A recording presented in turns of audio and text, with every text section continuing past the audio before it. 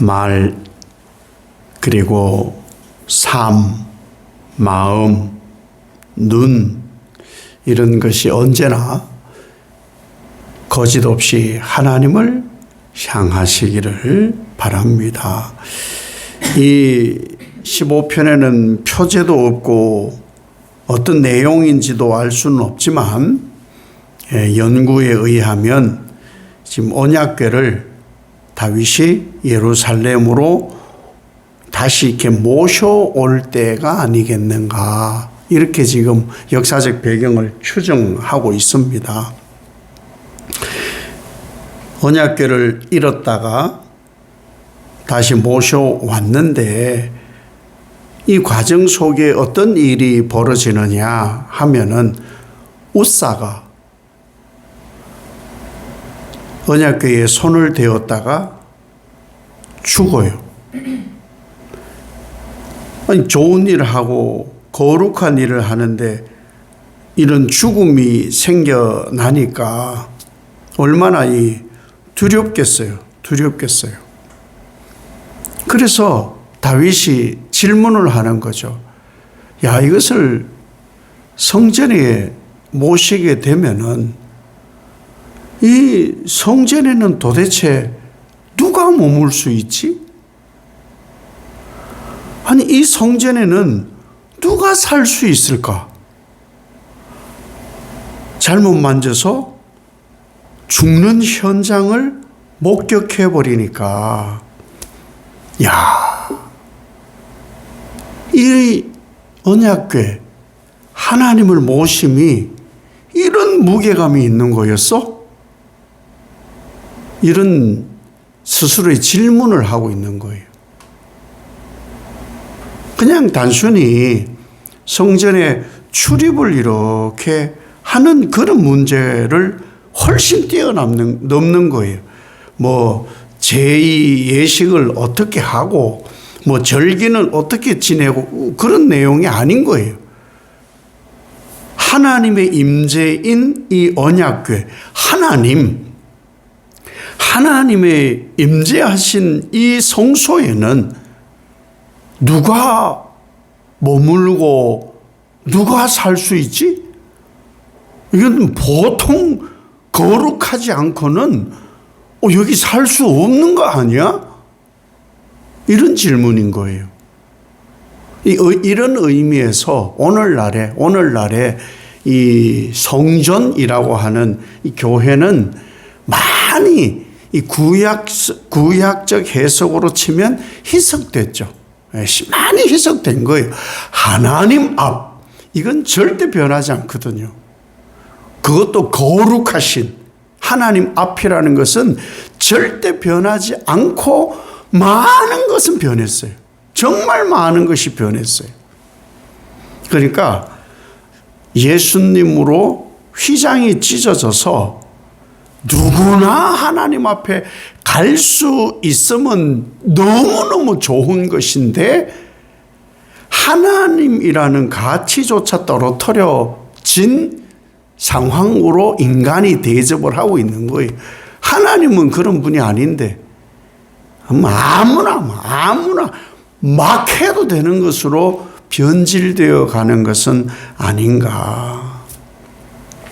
이런 것을 경험하고 나니까, 야, 어떻게 살아야 되지? 내가 보는 것, 내가 말하는 것, 내가 마음 먹는 것은 어떻게 해야 되지? 왜? 하나님 안에서 살아야 되니까. 하나님 임재 앞에서 내가 이제 살아가야 되니까. 이거 어떻게 살아야 되는 거야? 그러한 질문을 던지는 거예요. 그래서 어떻게 살아야 되는지를 얘기를 하는 거예요. 그래서 이제 그 다음부터 정직한 것에 대해서, 공의에 대해서, 진실한 것에 대해서, 허물에 대해서, 악한 것에 대해서, 비방하는 것에 대해서, 멸시하는 것에 대해서, 존대하는 것에 대해서, 소원에 대해서, 뇌물 같은 이런 눈으로, 혀로, 마음으로 행해야 되는 이 모든 일, 보는 것, 말하는 것, 행하는 이 모든 일이 거짓이 있느냐 없느냐. 하나님 앞에서 거룩하냐 하지 않느냐. 이것을 지금 묻는 거예요. 다윗이 경험해 봤으니까 이런 것을 경험한 다윗도 넘어지는데 우리는 더할 나위 없이 추풍낙엽이에요. 진짜 마음과 눈과 혀가 진실을 행하며 사는 겉도 속도 같은 사람인가? 거짓이 없이. 우리는 이런 걸 굉장히 잘하죠.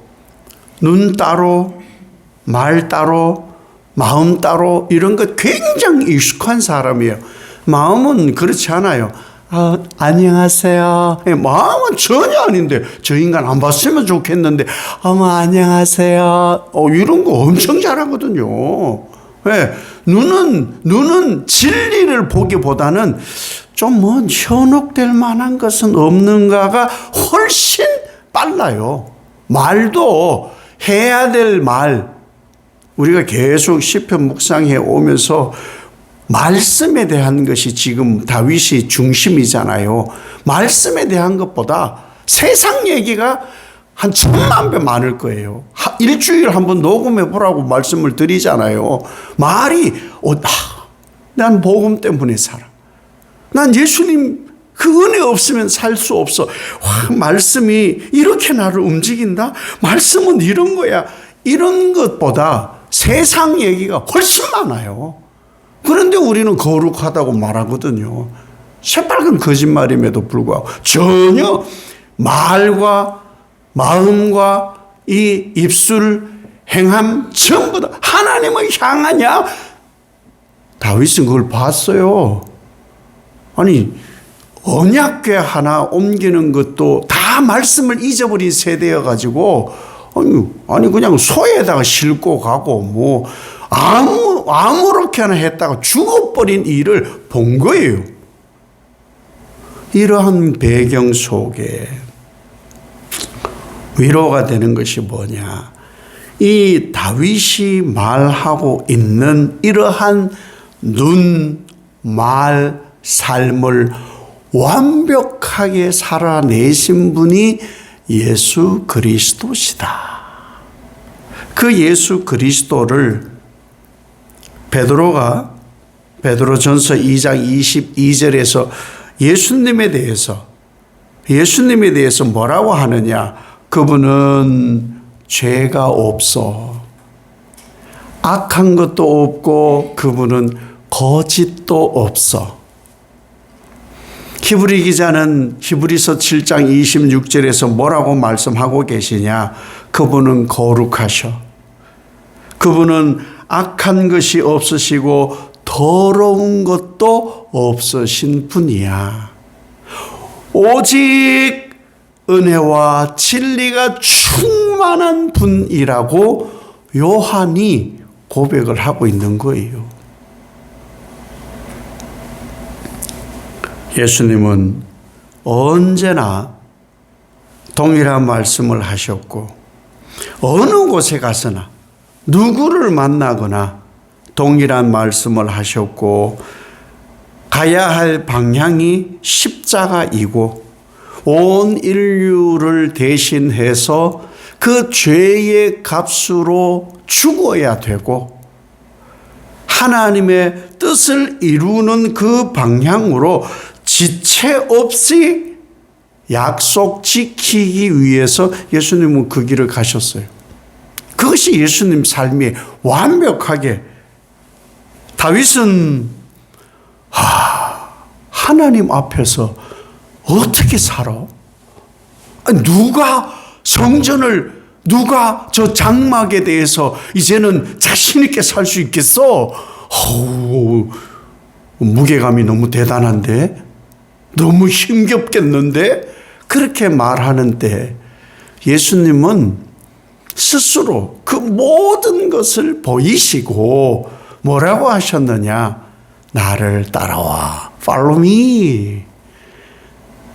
내가 너희에게 본을 보였어. 그러니 나를 따라와. 우린 이것을 잊으면 안 되는 거예요.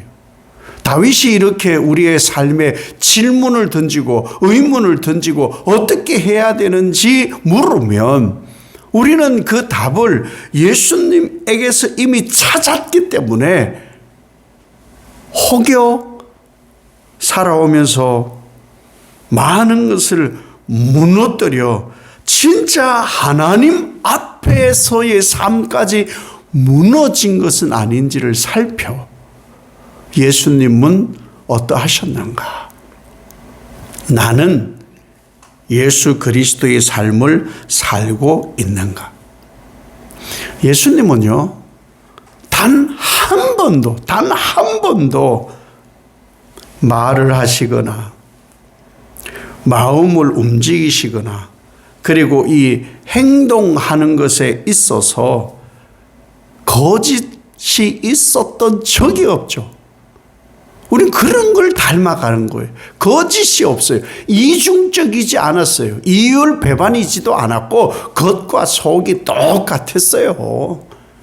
죄를 지었고 현장에서 간음하는 여인에게 죄까지 다 무마시킨 게 아니에요. 죄 짓지 마. 네가 한 것은 죄였어. 다시는 죄 짓지 마. 그 충성스러운 제자에게 먹을 것도 없고 입을 것도 만만치 않고 미래도 불투명할 때 뭐라고 고백하느냐? 주는 그리스도십니다. 하나님의 아들입니다. 내 눈앞에 계시잖아요. 그래서 십자가를 얘기하니까 왜 그러신데요? 왜 그런 거 하시려고 해요? 그 말 하였다고 해서 사탄아! 너는 하나님의 일을 해야 되는데 그 일을 하지 말으라고? 그건 사탄이나 하는 일이야. 끝끝내 가룟 유다가 예수님을 팔아 넘기려고 할 때도 그 식탁에 같이 앉았습니다. 배제한 게 아니고 그 식탁에 앉았고 발도 씻어 주셨어요. 그럼에도 그 길로 가는 거예요. 그럼에도 불구하고 예수님은 손해가 되어도 그 일을 하셨고 하나님의 뜻을 이루는 그 서원의 약속을 꼭 성취하신 분이 바로 예수님이셨습니다.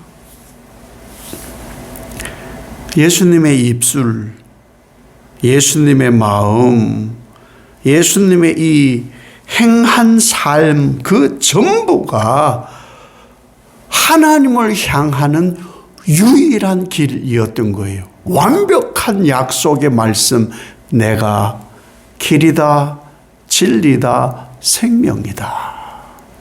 우리는 그 진리를 따르는 사람입니다. 그렇다면 다윗의 질문을 해봐야 되겠죠. 나는 입술과 마음과 행동이 하나님을 향하고 있는가?